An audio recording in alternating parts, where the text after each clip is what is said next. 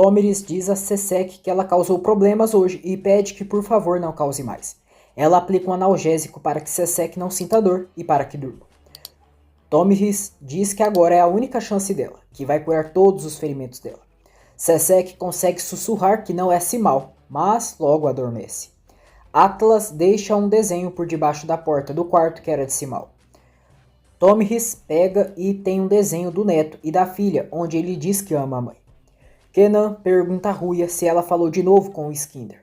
Ruya diz que não quer nem ver ele. Kenan pergunta o que ele pode ter feito para ser rejeitado por ela.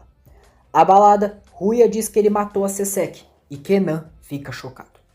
Skinder, transtornado, diz a sua mãe que não fez de propósito, que simplesmente aconteceu. A mãe de Skinder pergunta o que ele fez.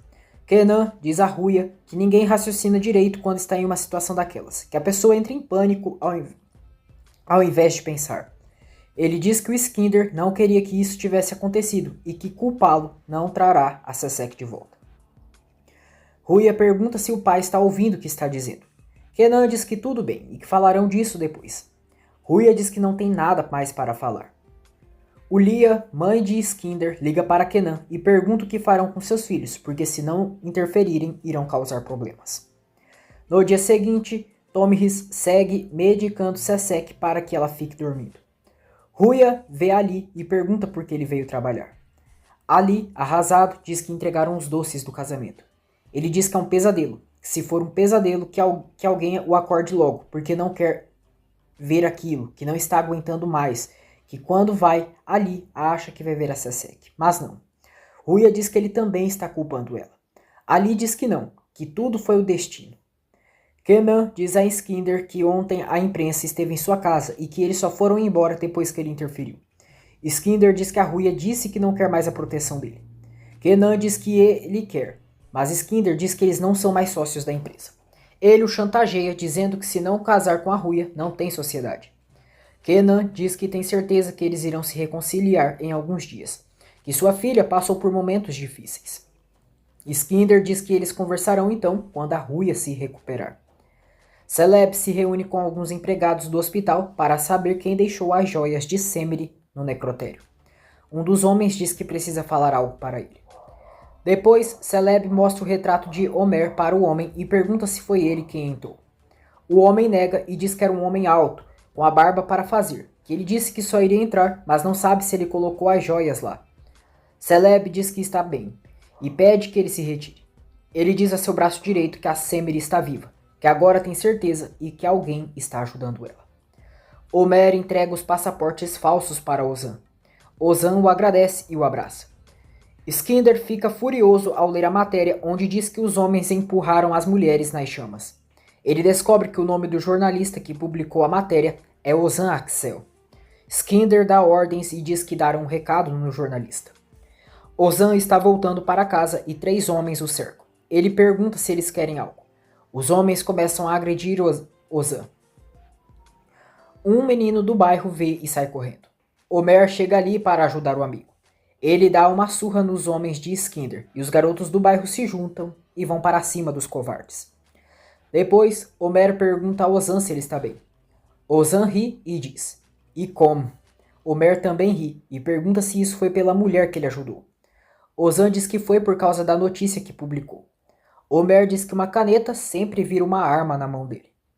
Gunis está assistindo sua história e sempre escreve nos comentários que irá buscá-la às 3 da tarde. Seher vê Ozan machucado e pergunta o que aconteceu. Ozan diz que não foi nada, mas ela pergunta para Homer o que houve. Homer pede que ela não se preocupe. Semire vê Ozan machucado e Seher diz que deveriam quebrar a mão de quem fez isso. Seher diz a Ozan que ele não deveria ter trazido a esposa de um estranho para casa. Ozan diz à mãe que não tem nada a ver com ela e pede que não culpe a moça sem motivo. Semire ouve tudo. Depois, Ozan entrega para Semire os passaportes, pede que ela pegue a filha dela e que fuja. Semire fica satisfeita e agradece em demasia Ozan pela ajuda.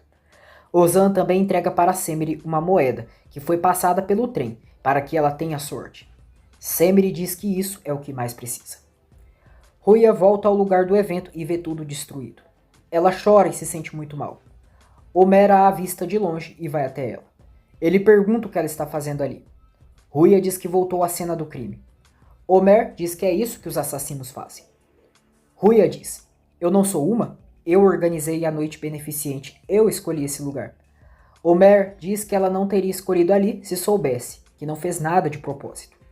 Ruia diz que sabe, mas não consegue ficar em paz em lugar nenhum. Ela diz que naquela noite perdeu seus entes queridos, que sua amiga morreu na sua frente e que conheceu o caráter de seu noivo. Homer diz que a dor define você, que o mundo é assim, que sempre alguém morre, fica doente, vai à falência, mas no final a vida continua de alguma forma. Ruia diz que ele não é o que parece. Homer pede que ela não fique assim. Ruia se apresenta para Homer e ele também se apresenta para ela. Os dois se cumprimentam. Ruia pergunta como está a mão dele. Homer diz que está bem. Ruia diz que está com o casaco e a carteira dele, que entregaram para seu pai quando ele estava no hospital. Ela diz que se ele der o endereço, ela manda para ele. Homer entrega seu celular e pede que ela passe seu número, e assim ele vai buscar. Ruia e Homer têm uma boa conexão. O braço direito de Celeb vê o menino que assaltou Semire, Ozum. Ele mostra uma foto dela e pergunta se ele a viu. Ozum acaba sendo sequestrado pelo cúmplice de Celeb. Ele é agredido e revela que só viu a Semire saindo da janela do banheiro. Ozum mostra algo no celular. Seher diz a Semire que, como ela é mãe, deveria se colocar no lugar dela e manda sair de sua casa antes que o Ozan acorde. Ela diz que fizeram um favor para ela, mas não quer mais confusão em sua casa. Semire diz que está bem, que já vai e agradece Seher por tudo. Seher diz que o Ozan está dormindo e Semire pede que a senhora diga para ele que o agradece por tudo.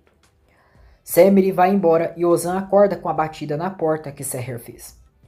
Homer vê Ozum machucado e pergunta quem fez aquilo com ele. Ozum diz que um louco procurava uma mulher que viu na noite do incêndio. Homer pergunta se foi um homem de bigode terno e Ozum confirma. Semire está na rua do bairro esperando dar a hora de buscar Gunis. Celeb recebe o vídeo que Ozan fez de Semire saindo pela janela. O braço direito de Celeb vê Semire entrando em um táxi do outro lado da rua e avisa o patrão. Celeb manda ele seguir esse táxi imediatamente.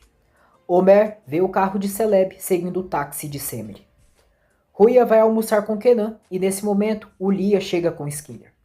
Ruia pede que o pai diga que não planejou isso. Kenan pede que por favor a filha não cause problemas. Skinner também reclama com sua mãe pelo que tramou. Ruia diz que não tem nada que conversar e vai saindo. Skinner também diz que não tem nada para falar. O Lia diz a Ruia que todos sentem pela Sesek, mas isso foi um acidente.